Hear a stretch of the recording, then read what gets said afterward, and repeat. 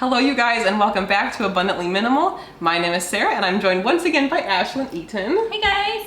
And today we have some very special information for you. We've got our top 10 decluttering secrets. If you're starting to declutter and you don't know where to start, and these secrets will hopefully help you in whatever area you're trying to declutter. A lot of these make it a lot more fun or more of a pleasant process. They can help you get through like when you're really stuck about a certain item. So I think you're in for a treat with this video. But since it is a collaboration video, we'll be sharing 5 of the secrets on this channel. And when the video is done, or even now if you want, you can check out the other 5 secrets on Ashlynne's channel, which will be linked below, as well as the end card of this video. So the very first strategy is to break things up in smaller pieces so you don't get overwhelmed. Oftentimes, we might think, let me take care of this whole room. But if you've got hundreds, maybe even thousands of items in a room, you are going to not be able to accomplish that in a day or however long you're setting aside to do it. And then it's going to get worse before it gets better, and probably just stay worse for a while because you might lose motivation and get overwhelmed. So it's really important, focus on small sections. Try to break your room up into significantly smaller chunks, or maybe do like a certain category, then you won't get overwhelmed as much. I think the categories one is super helpful if I'm trying to declutter things in my bathroom. I might tackle like my shower in one, I guess, area, and then makeup, and then cleaning supplies, and then anything else. Just by like having those smaller categories, so much easier to really just feel like you've accomplished something at the end of it. Absolutely. So the next one is to let go emotionally, and oftentimes when we're decluttering, especially sentimental items, it can be hard to let go of things because of all the memories that we have tied up in that object. And so letting go emotionally of our items is super important, and one of the best pieces of advice I heard when going ahead and decluttering my own sentimental items was to remember that the memories are inside of you, not that object. And so by kind of like detaching ourselves from that, it's super helpful. And then a practical piece of advice for really being able to create that emotional detachment is to, if you've got an item that you are particularly sentimental with, try taking a picture of that item so that you can look back and remember that item, but still physically let it go so it's not cluttering up your space, but you're able to still have that reminder, I guess, of that memory. Absolutely. And if you don't want to take a picture, you can always like write things down. But I think too, just to kind of bounce off this idea, I think it's really important for us to think about the big picture. And in our life, there's going to be so many of these different sentimental items if we accumulate everything. But if you have too much, the more you have, it dilutes the value of every single piece. So I use greeting cards as an example. If I kept every greeting card that I've ever received, that would be hundreds. Yeah, I mean, not that I've gotten all these greeting cards, but that would just be too much. And because I would have so many, I wouldn't know where my favorite ones were, or the most valuable ones. Totally. So I keep the ones where there's like a more heartfelt message that's valuable, because I want to look back at those and read them. But if it's just someone, you know, saying happy birthday and signing their name, that's not really something I have to save. I can appreciate the gesture of, that was very nice of you to give me a card, but I don't have to hold on that forever just because it is more of like a sentimental item. Totally. The way I like to think about it is like when you're 80 years old, looking back on your life, what are the things that are really going to stick with you and that you want to remember?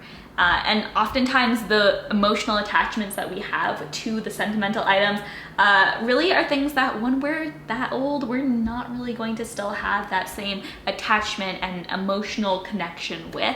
And so honestly, it's best to just to be able to emotionally let go of the vast majority of those things. Now, obviously, like I still keep a few sentimental things and I'm perfectly okay with that.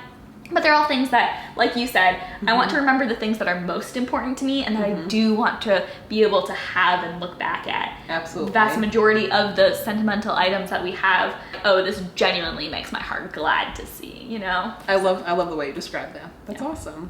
The next secret is to focus on prevention.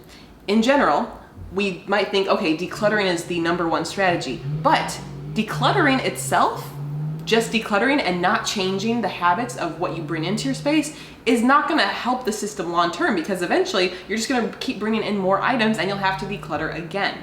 We want to make sure if we are starting to get rid of things, we're also very mindful of what's coming into our space. What are the shopping habits? Are we accepting extra freebies? Are we having paper clutter accumulate? What are the issues of things we're bringing into our space, and how can we stop the unnecessary items from coming in so we don't have new clutter piles that are forming?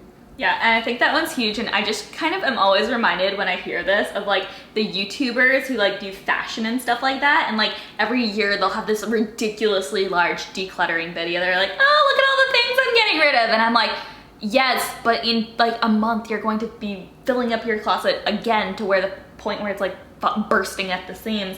And so if you're actually like just decluttering to replace, you're never actually going to be able to achieve a more simple or minimal space because you're literally just replacing it. So it's like you said, it's all about changing those habits and really intentionally like bringing less into our lives. And that's one thing too, where I think minimalism can be so helpful for all ages, but I think especially it's so important for youth and people who are more so kind of at the start of their lives and figuring out who they are to kind of understand the premise, because as you go older, that's more years that you might have been purchasing more than you needed and accumulating a vast quantity of items. And it seems kind of sad to, you know, have that discovery a lot later in life when you maybe have already spent all the money on them and that you're already dealing with that. Since in general, most of our items, whatever we pay for them when we buy them new, it's never going to be worth that much again, like even if you did try to sell it. So it's like the sooner you can start,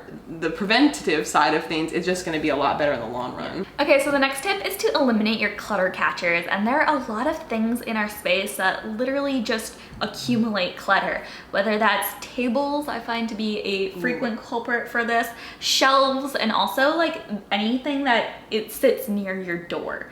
That's true. You know, it's just like you just throw things on your way out the door.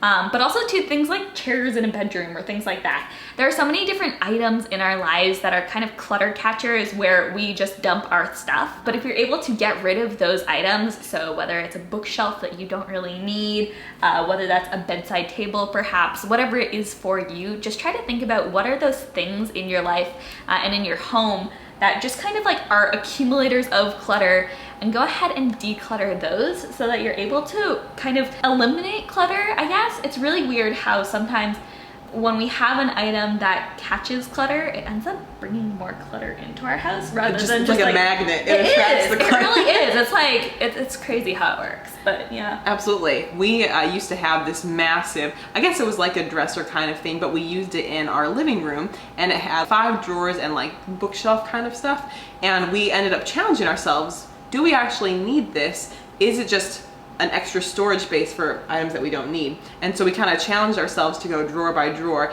and eventually we got rid of that giant piece of furniture and we didn't have to use that anymore, and it opened up a ton of space in our home. Totally. And that was a huge improvement. It's so crazy that when we have surfaces to put stuff on, oftentimes we feel like the need to add stuff to our lives to accommodate that surface, whether that's a table, a shelf, whatever, when oftentimes just getting rid of that surface altogether is the best option if you're trying to create a more minimal space. I love that. And then lastly, this is one that maybe is the most important one. All these are really some of our best secrets, but not comparing yourself to others. There are so many areas of life where this is huge. We are all on our own path. We're all going at our own pace, and we all have different factors that make it easier or harder for us to declutter or live a more minimal life. We don't have any kids yet, and I know that's going to be a challenge that in the future that will be something to deal with, or certain jobs make it easier or more difficult to be able to declutter on a regular basis. Sure. And just the way your home is set up. I think certain homes maybe don't have the minimalist aesthetic that someone's looking for, but it doesn't mean they can't be a minimalist or they're not as minimalist as someone else. It's just really a journey. And if we can stop comparing ourselves to others and focus more on what's happening in our spaces, that's important. And I think it's important too, just, you know, from the YouTube perspective, it's very easy from, you know, this perspective, or you know, even with social media as a commonly brought up example, it's very easy to curate what is shown. And sure. I think hopefully you guys from watching these videos know that, you know, we value integrity and honesty, but it'd be very easy to be deceptive and pretend that I'm more of a minimalist than I think. I mean, that's not the case. Let me film myself in front of a white wall. Yeah, well, I mean, they are white walls, but yeah. Besides the point. Yeah, but what you're seeing when you look at social media or even a YouTube video, you're seeing, you know, maybe the highlights more so. And we have to make sure we are not comparing our behind the scenes to someone else's highlights. I think that's huge. And what you touched on with like other people's home, if you're a person living in a studio apartment or even a college dorm room, the amount of things you have is going to look like more versus somebody who's living in a, you know, standalone house where they've Absolutely. got 3 bedrooms, just because you've got more space to spread it out in if you've got a bigger space. And so it's so huge not to compare yourself to others, and it's way too easy to fall into that comparison trap. But really breaking that cycle and being able to say, no, I have the amount of things that is comfortable for me, that I want to live with, that doesn't cause me stress because of clutter. Like, that should be your goal, not comparing yourself to other or trying to make your space look exactly like somebody else's that you saw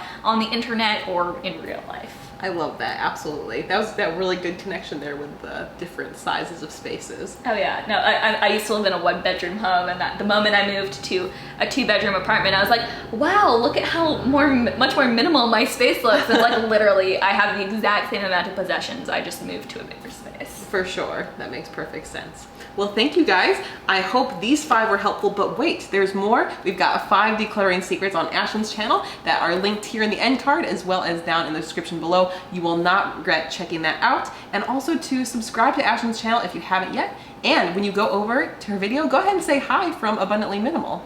Thank you guys so much for watching. We'll see you in the next video. Yeah, totally. See you guys. Bye. And see, this is fun because we'll have 2 videos we can spread out, like, I like you know, that. here and there, and then it's like, surprise, we're back. Hey, it's been a month, but hi. Yeah, still here. I've just stayed a whole month in Charlotte. Just, you know, visiting for a long time in the same clothes, you know. Oh, of course, yeah. Minimalist. Same outfit. Just got every one day. outfit. So secret number 1. I need to know what I'm saying. Okay. Was this mine? Yes. Okay, cool.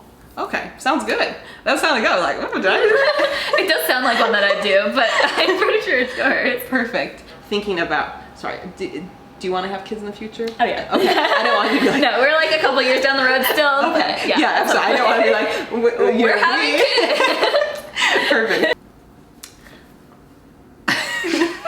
I just heard the swallow. I know, that was like really loud. Perfect. No, it's all good. It's all